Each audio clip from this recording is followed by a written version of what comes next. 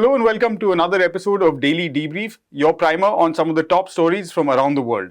Joining me on the show today, as always, is Prashant Radhakrishnan, and we're talking about a possible job application in space for you, Prashant. Looking forward to that, yes, definitely. But we're kicking things off in South Africa, where shop floors at steel factories remained abandoned on Tuesday after workers downed tools and embarked on an indefinite strike across the country. It's set to bring an important component of the economy to its knees. Workers affiliated to the National Union of Metal Workers of South Africa, NUMSA, in the steel and engineering sector, among the largest trade unions in the country with over 400,000 members, went on strike over a long-standing dispute on increase in salaries for 2021. On the first day of the strike, workers affiliated with NUMSA marched to the Metal and Engineering Industry Bargaining Council in Johannesburg and handed over a memorandum reiterating their demands for inflation-beating salary increases. The council is where the workers and employers in the steel and engineering industry negotiate the terms of their employment. Marches also took place in the Northern Cape, KwaZulu-Natal, and the Western Cape. We spoke earlier, before the start of the strike, to the national spokesperson of NUMSA. Members of NUMSA will be participating in a national strike in engineering. The strike will begin on the 5th of October, on Tuesday. It is a national strike. It is likely to affect all engineering companies nationally. Talks have deadlocked under the auspices of the Metals, Engineering and Industries Bargaining Council. The MEIBC represents at least 9,000 companies and employs about 430,000 workers. This is a protected strike, and because it is a protected strike, potentially all those workers could participate in the strike. And we can say this because already other trade unions, such as MEUSA as well as UASA, have actually requested strike certificates so that their members may participate in the strike should they wish to do so. So potentially all workers in engineering could participate in this shutdown that NUMSA is calling for, which will begin on the 5th of October. At the heart of our demands is the fact that workers are demanding an 8% increase for the first year, and they are demanding CPI plus 2% for the next 2 years thereafter as part of a 3-year wage agreement arrangement. That is the proposal that NUMSA has put on the table. However, the bosses in the sector have only placed a 4.4% offer for the first year, and then for the second and third year, it's CPI plus 0.5% or CPI plus 1%. For our members and for workers in engineering, this is an insult, particularly because workers in engineering sacrificed their increases in order to save the sector. Last year, when workers were supposed to get an increase, they agreed to sign a standstill agreement in order to cushion the engineering sector, in order to protect small and emerging companies and make sure that these companies can survive the COVID-19 pandemic. Now that we are back at the negotiating table again this year, and it is time for bosses to give back after they benefited from that, these bosses are now refusing to make a meaningful offer which can settle this strike. So unfortunately, we have no choice. Our backs against the wall. We are headed for a massive strike, and it will begin on Tuesday, the 5th of October. There will be, at the same time as this strike which is taking place, and it is an indefinite strike, on the first day of the indefinite strike, marches will be happening in at least 5 provinces in the country. So there will be a march in KZN, there will be a march in the Eastern Cape and in the Northern Cape, there will be a rally in the Western Cape. And in Johannesburg, that's where the main march or main event will be taking place. That's where workers will gather at Mary Fitzgerald Square, and they will march to the offices of the MEIBC on Anderson Street in Johannesburg. We're expecting thousands of workers to gather at Mary Fitzgerald Square tomorrow. These are workers who will be coming from different parts of the country, from Mpumalanga, from JC Bez in Johannesburg, from Pretoria and Hlanganani region, Ekurhuleni region as well. That will be where the main march will be taking place. But as I mentioned, other activities will take place also in those provinces in the Northern Cape, in the Eastern Cape, in the Western Cape, as well as in KZN. This is an indefinite strike. We are calling on employers to come around the table, to sit with us and negotiate and avert the strike. However, if they wish to be stubborn, the strike will take place. And if it carries on for too long, we may even call on a secondary strike in other industries. This strike is likely to cause disruptions, not just in the steel sector, but also in related industries in construction, in mining, in manufacturing, in auto and motor, where steel products are required for that type of work.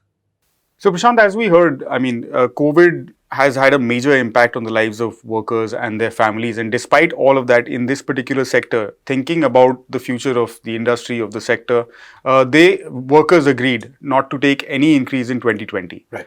Now, after all of this, we come to 2021 and the bosses still are not relenting. Exactly, Siddhant. In fact, actually, the union has relented. The workers have relented much more because as we talked to the spokesperson earlier before the strike as well, and she pointed out that the initial demand of the workers was for a 15% salary hike, and they were willing to come down to 8%, whereas the employers stuck to 4.4%. And as far as the workers are concerned, that's basically like almost like 0% increase. So that's at the heart of the dispute. It's this, intransigence or unwillingness to concede by the employers. This is a very important sector because it actually contributes to a wide variety of other sectors as well, being the engineering sector, to plastics, to factories, to steel. Everywhere they have a role to play.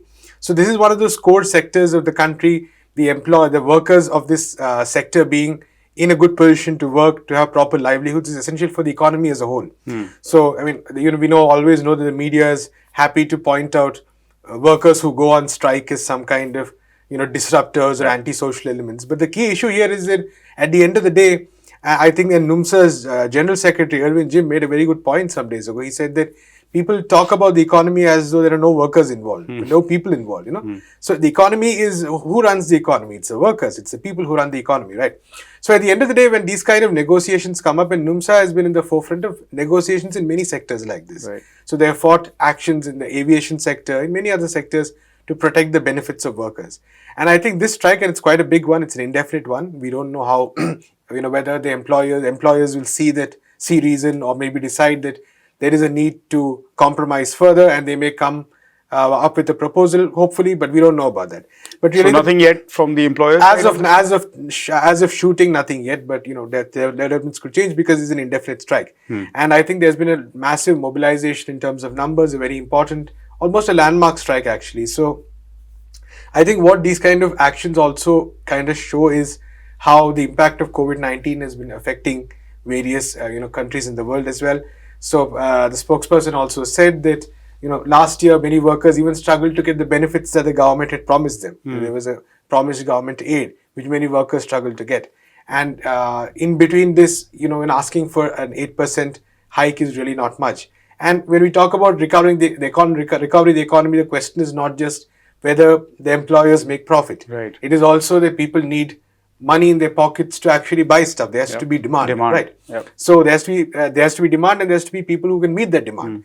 So even in terms of economic reasons for the government, it's important that workers are able to get proper salaries, workers are able to get a good livelihood. And I think this is really the heart of this debate, the fact that the employers are unwilling to see this point of view.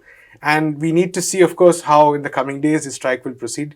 NUMSA has been very, if you look at NUMSA's general approach on this, it has been fairly conciliatory. It has been reasonable.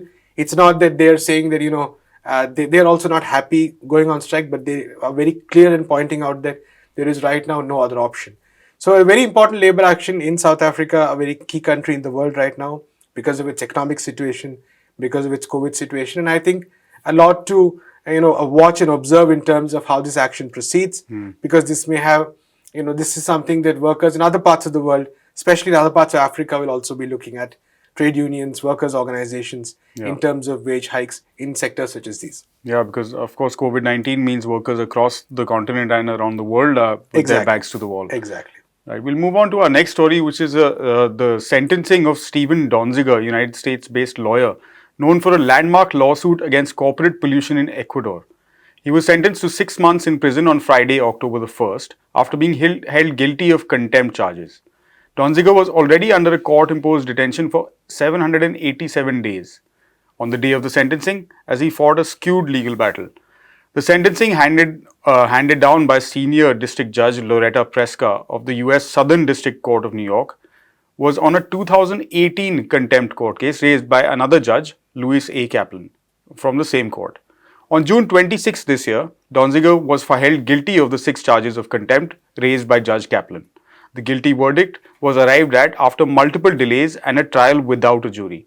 For much of the litigation process, Donziger was also not allowed legal representation of his own choice. There were other irregularities as well. The sentence of 6 months in prison, in addition to nearly 2 years of enforced confinement and surveillance by the court, would also stand to be among the harshest of punishments for similar misdemeanor charges. Prashant, this story goes all the way back to 1993, where this quite complex what we call public interest litigation, but class action lawsuit began. Could you sum up for our viewers what the case entails? Right, Siddhant, it's an important case because on the face of it, it's a lawyer in the US. Many people may not have heard of him. Getting 6 months in prison for a contempt of court charge, he's going to appeal it. But actually, this has a huge history, a very important history, and it stems from the fact that a petroleum company was accused of polluting water resources in Ecuador over decades.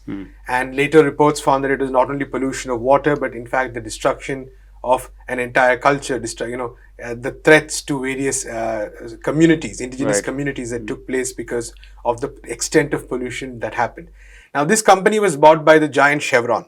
And the people of those the people of that town, the people of those communities filed a case against this pollution. They wanted damages for it, they wanted compensation. And this was a very long legal battle. It was dismissed in the US, the case. Then it went to Ecuador, where in 2011 and in 2013 in landmark judgments, finally, $9.5 billion, the court ordered that it should be awarded to this community.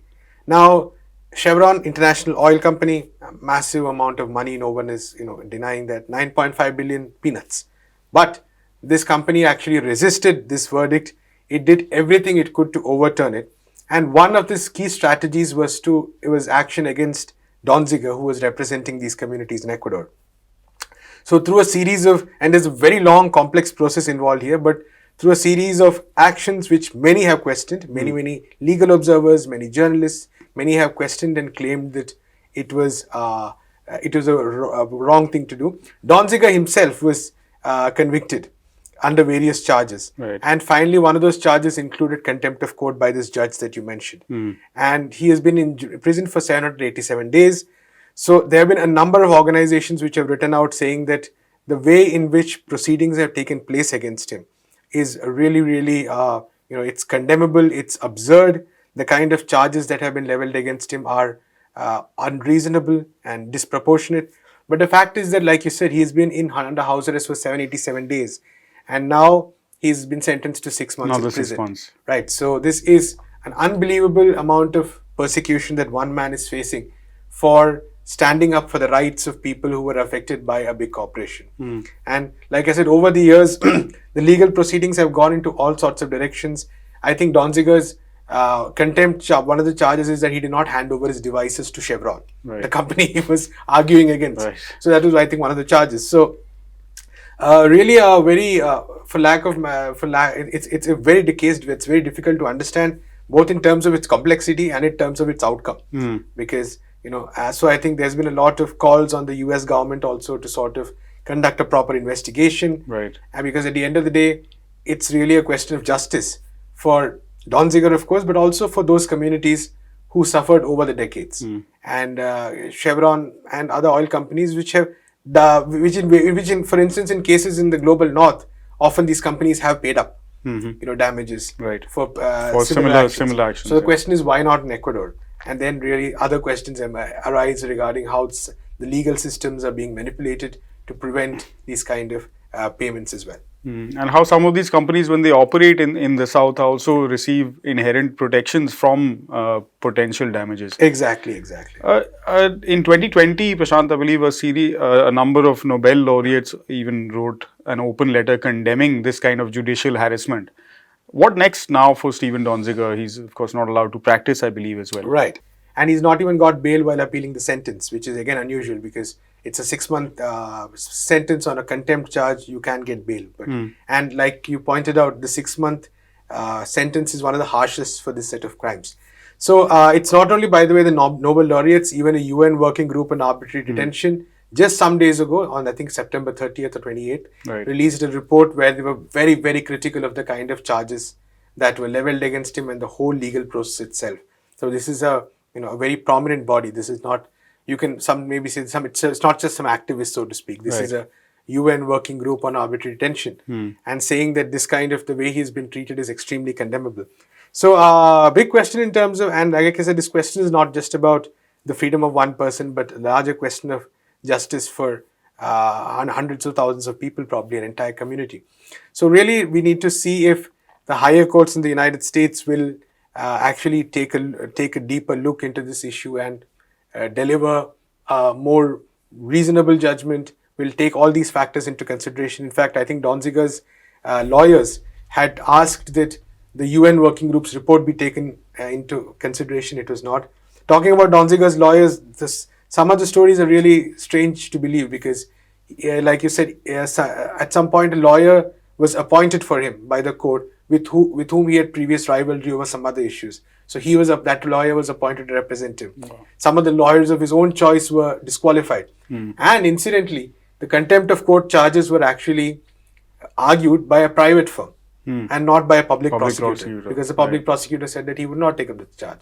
So a very, very strange set of events around which a lawyer who fought for justice is being prosecuted. So I think it's important to see this case from across the world, because today in Latin America, in Africa, in many countries in Asia, extraction of natural resources is taking place at a great rate. Right? There is very little oversight often. There is a lot of pollution. There is very little monitoring of this. Almost zero compensation that is often being paid out. So I think especially for the people in the global south, cases like these are very important to sort of monitor, to learn from, and to actually pursue. Fair enough. We're moving to another deeply unsettling report emerging out of Israel, where the newspaper Haaretz reported that the number of violent attacks committed by illegal Israeli settlers against Palestinians in the occupied territories nearly doubled in the first 6 months of 2021. According to the report, 416 incidents of settler violence against Palestinians were reported from January to June this year. In 2019, there were 363 such incidents in the entire year. In 2020, the cases went up to 507. The violence against Palestinians includes individual or coordinated physical attacks, sometimes leading to severe injuries and even murder, vandalism of property and fields, as well as stone pelting. Prashant, could you first take us through exactly what these settlements are and who are the settlers? Right, Siddhant, it's a very, very important question. Maybe it's at the heart of a lot of the issues that happen in Palestine today. So over the decades, especially since 1967, Israel has encouraged the building of settlements, basically houses or outposts, where people can own Palestinian land, on land which is owned by Palestinians, where either Palestinians are expelled from that land, or they're sidelined, or they are left for a while, but which is essentially Palestinian land. And Israeli settlements have come up on these places, and these are what are called the settlements. Now the number right now is that around 700,000 settlers live in these settlements and outposts in both what is called the occupied West Bank and in East Jerusalem. Now, the important thing to note here is that both the occupied West Bank and East Jerusalem are supposed to be part of the Palestinian state. Right. So, when you have these settlements coming up in these regions, in Palestinian land, in these regions, and if they are occupied by Israelis, of course, then the question comes as to how exactly does a Palestinian state come up? So, if you look at maps right now with the occupied West Bank, you will see bits and pieces. It'll look tattered because settlements have taken over so much of the space that is occupied by Palestinians that the possibility of a contiguous or a continuous Palestinian state is becoming increasingly impossible. So this really has been Israel's strategy over the years to ensure that through an underhand way, to ensure that there can be no Palestinian state. And it is important to note that these settlers have been at the forefront of a lot of violence. Recently, we know that some months ago, there was an Israeli bombing on Gaza. And before that, there had been a number of attacks by these settlers on the Al-Aqsa Mosque, which is one of the factors that led to this confrontation or attack by Israel. So Israel, these settlers really sort of, changing the reality on the ground, settlements and settlers. So that is why these crimes by settlers are especially dangerous, because they are actually a full-fledged attempt not only to target Palestinians, that's number one, but equally to basically end the possibility of a Palestinian state. To which technically even Israel is committed to. So it's basically, that's how it's functioning. And so why are we referring to these settlers as illegal? What's the international legal standpoint on this? Right, so this comes actually out of the Geneva Conventions, which talk about war crimes and stuff. And one of the key aspects that one of the laws basically says that an occupying power, which Israel is, it is internationally recognized, cannot transfer its population to the land of an occupied country. And everyone, again, it's legally enshrined that Palestine is an occupied country. So this is not admissible. This is basically considered a crime, which is why everyone calls it illegal. In fact, just a few months ago, I think the UN rapporteur on some of these issues said that this is a war crime. The settlements could actually constitute a war crime right now, the way in which settlements are being built. And even the United States, Israel's long-time ally for the longest time, termed it as either illegal or illegitimate until the Trump administration came to power. And then the then Secretary of State Mike Pompeo, in a very controversial visit, came to Israel and said that the US position was wrong. And he said that goods made in these settlements would be classified as made in Israel. So this actually shows the trajectory of how Israel also wants things to proceed. So settlements become part of Israel. And then where is Palestine? So that's really the question. So there is a long history of international law which terms all these settlements as illegal. The legal position is very clear on this.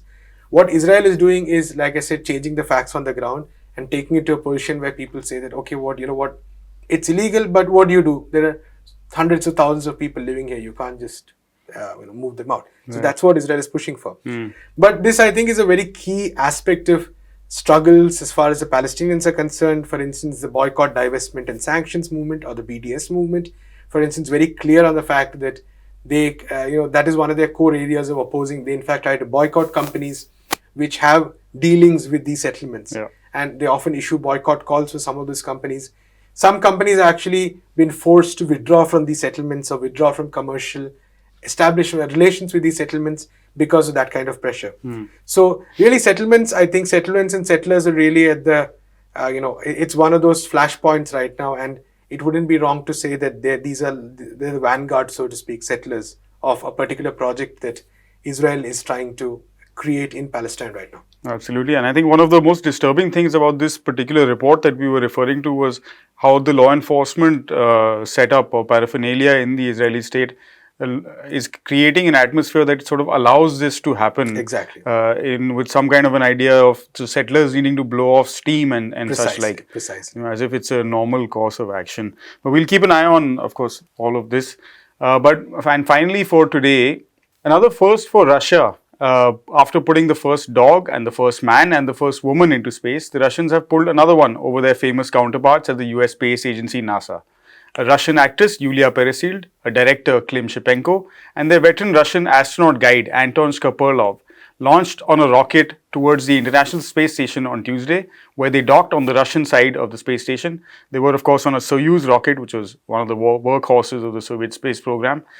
And their plan is to shoot an entire feature-length film, the first of its kind, in orbit. Prashant, with everyone going into space, from billionaires to tourists to all kinds of people, any thoughts of also putting a correspondent up there? Serious thinking going on that in the People's Dispatch edit room, I assure you. But it's interesting. I mean, we've seen a lot of science fiction and space movies before. What a movie shot actually in space would look like depends to be seen. I don't think life conditions there are so nice, so I hope they have an okay time. But I think there's an important thing we sort of need to think about amid all this, say, buzz about private people going to space. For instance, we had Richard Branson slightly going close to it. We had Jeff Bezos going a bit further up. But really, Paid for by all of Amazon's workers, right, of course. exactly. Paid for by Amazon's workers. But the key question really is that a lot of these private enterprises in space are being funded massively by government money as well. So when we talk about space tourism, while it does sound very attractive, the real question is that whether it is private entities again benefiting massively at the cost of public money. And it's something that we really need to sort of think about, while because it sounds very exciting, having private, you can pay money and go to space, etc. But the underlying infrastructure is largely run by the government. There are huge government contracts that these private players are receiving, and often they get quite a free hand on this matter because public spending, even on research, even on technology, has come down across the world. Yeah. Cash-strapped space agencies. So, I for one am slightly skeptical about the private person's race to space because I think it hides a lot of, unlike the space race of the 60s and the 70s, which actually have brought a lot of benefit to people in improvements in technology. Whether this will actually help that way is a big question. So while one must look forward to scenes shot directly in space, I think there are really some larger questions we need to think about as well. Absolutely, and I think also we'll hang on to you for a little while, so don't make too many plans. I love the soon. show too much, so definitely. All right, good to have you again today, and we'll catch up with you again tomorrow. That's it from us for today. We'll be back same time, same place. Thank you for watching. Goodbye.